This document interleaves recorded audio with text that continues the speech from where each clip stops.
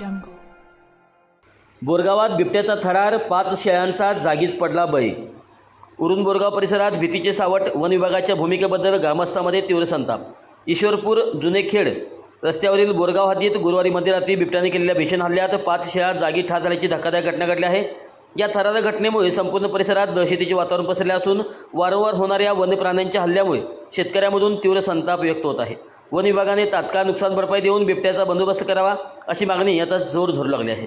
मिळालेल्या माहितीनुसार बोरगाव येथील शेतकरी लहू सलगर यांच्या शेतात रात्रीच्या वेळी मेंढ्या व शेळ्यांचा कळप बसून झाला होता.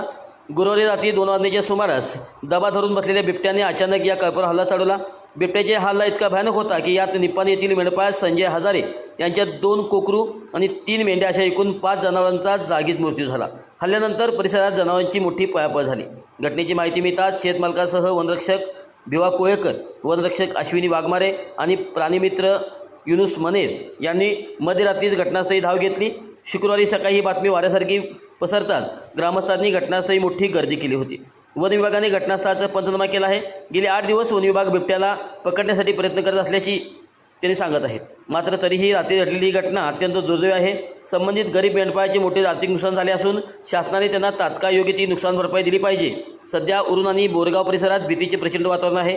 वन विभागाने आता कोणतीही दिरंगाई न करता लवकरात लवकर या बिबट्याचा कायमचा बंदोबस्त करावा असे राजाराम बापू साखर कारखाना संचालक शैलेश पाटील यांनी म्हणाले.